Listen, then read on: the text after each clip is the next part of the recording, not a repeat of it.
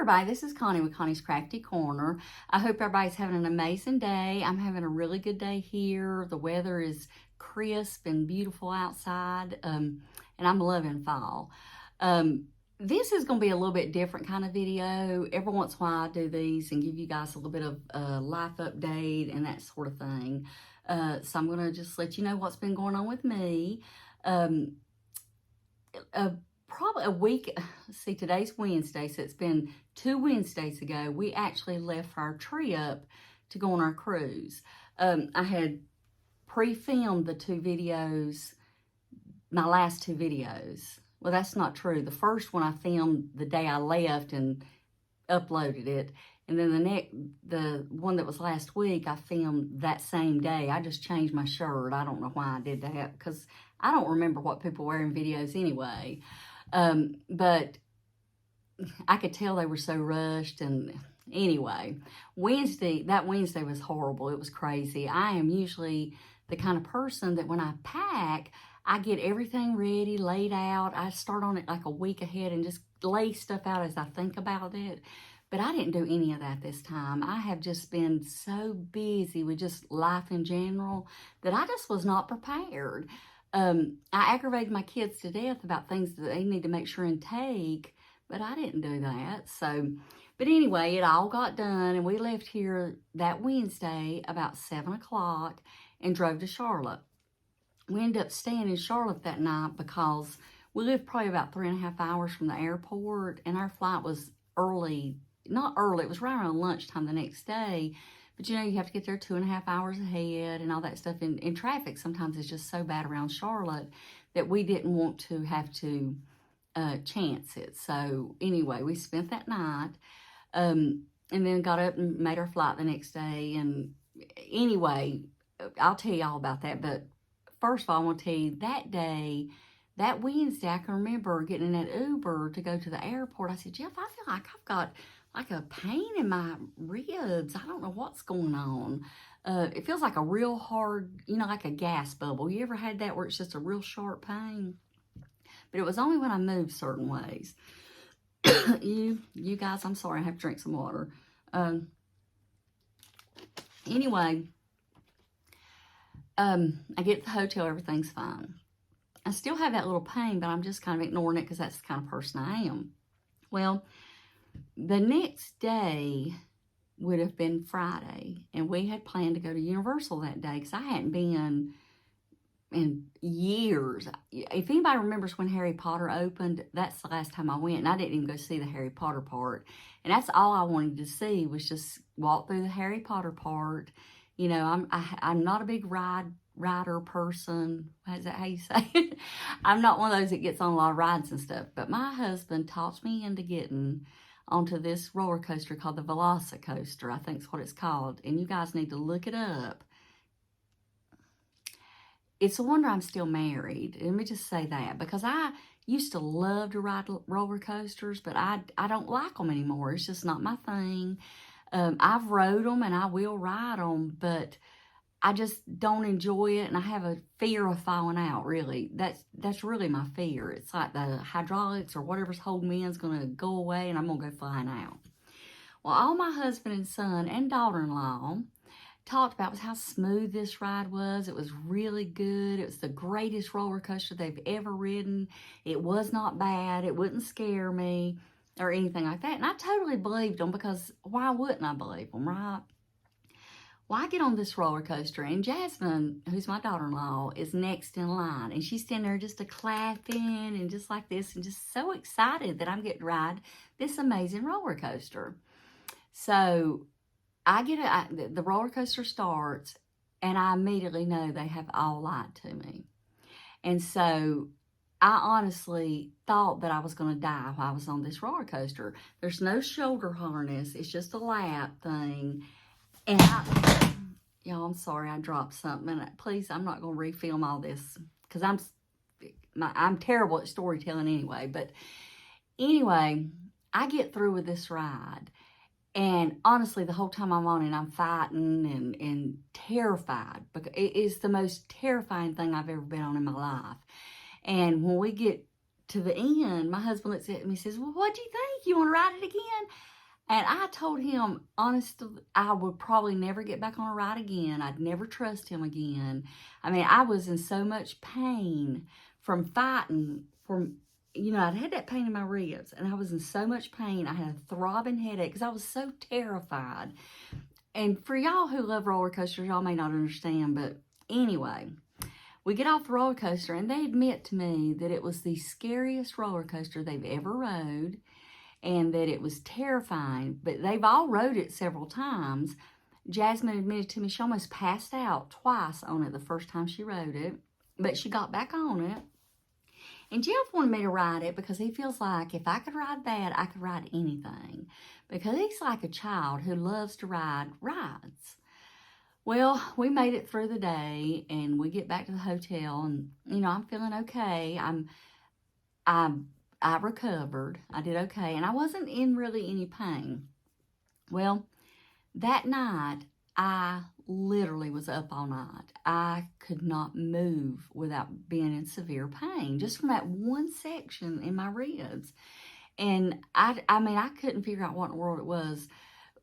To make a long story short, it was Tuesday of the next week. We're actually on the cruise, and I had to go to the doctor, the little medical facility they have on ship.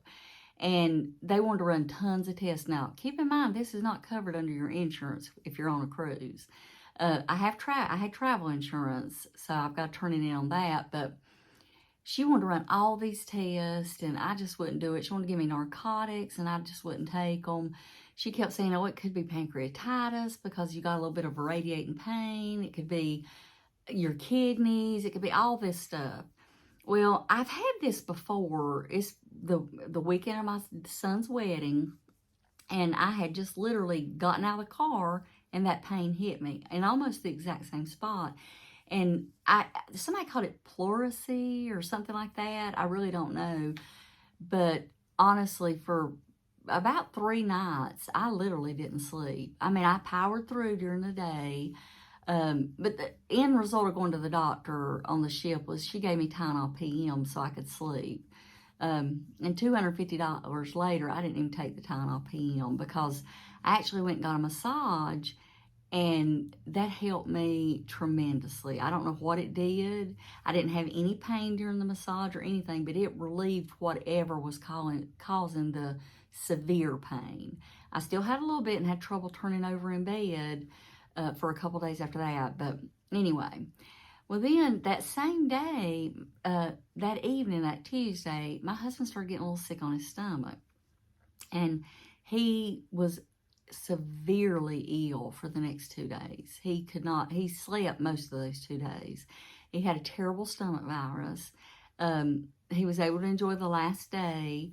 It was bad, but anyway, we still had an amazing time spending time with our family, but it was awful is all I got to say, but we got through it. And I got to spend a lot of time with little Rowan and my daughter and my son and my in-laws. Everything was just amazing. It was a wonderful trip. Well, I got home last Friday, and I got a call from my sister who's actually taking care of my mom, and she let me know that Mama's condition had changed drastically while I was gone. Before I left, Mama was still ambulatory, but she's starting to have some falls. And she was continent most of the time, making it to the bathroom, when she had to go to the bathroom, but sometimes not making it. But that totally changed. She's totally bedbound because if she stands up and tries to take a step, she falls. She's completely incontinent at this point. She does not know who I am. I FaceTimed her a couple times, and my sister would hold the phone, and she doesn't have a clue who I am. She is not answering hardly any questions appropriately. Now, she does sometimes, and sometimes she doesn't. She's eating very, very little. She just doesn't. She's never been a big eater, but it's a big difference. So her birthday's next week. It's on Tuesday. She'll be 76 years old. I'm going to make it through this without getting upset. And we had planned to have a birthday party on her birthday. But after talking, we've decided to move it up to Saturday because she's just not doing well. We don't know if this means what it means. We don't know. We don't know. You just don't know when you've got an Alzheimer's patient. But I'm going to go spend the weekend. I'm staying all day Saturday with her. Both Zach and Sarah, my children, have prior commitments this coming weekend. My son has to go out of town for work, and my daughter has something with her son. So I told them that's fine. We'll go up the next weekend, and I'll meet them there so they can see Mama and everything. I mean, I completely understand. There's several family members that's not going to be able to make it, but, you know, they live local, so that's not as big of a deal. Sarah and Zach both live out of state. But, you know, we've called the doctor. She's not able to go into the doctor's office. She's just not able. We'd have to take her by ambulance. I mean, she's a tiny woman, and we probably could get it to make it work. Can you hold? I'll be right back. I'm getting a phone call I have to take. Hey, you guys, I'm back. That was my son and daughter-in-law. They, I don't think they care if I talk about it. But anyway, they're trying to get pregnant, and they just went to a doctor's office and had a visit and was just telling me how it went. Everything's going good. They're just, anyway, I'm not going to say anything until I ask them if I can talk about it. So, but anyway, the bottom line is, if any of you guys are praying people, pray for our family and my mom. This is a very difficult thing. I'm sure some of you have been through and know how this feels. You feel helpless. You don't know what you can do to make things better because you can't make things better. But we're going to have her a little birthday party Saturday. We've already decided that we're not going to let too many people in the room with her at a time, because there's probably going to be about 10 or 15 people there, because I don't want to overwhelm her. I don't, you know, because she's not recognizing a lot of people now, but she appears to maybe know who they are, but, you know, is not really answering questions appropriately. And it's just, I don't know. We don't know what's going on. So we're, you know, trying to figure out a way to go get her some fluids, and we think that would help some, make her feel better and be more comfortable. But anyway, I don't know what the future holds. I don't know what we're looking at here, but I just need prayers. I need them for me, and I need them for my mom and my family, because this is just a really hard thing. As some of you, I'm sure, I know some of you have been through this because you've told me in the comments. But with that being said, I just want to let you guys know I've been working on a few little things behind the scenes. I haven't got a whole lot done to show you, but I hope to make another video this week showing you what little bit of progress I've made on some things. But I guess that's it. You know, I'm terrible at ending videos, you guys. But anyway, y'all have an amazing day, and I'll see you in the next video. Bye-bye.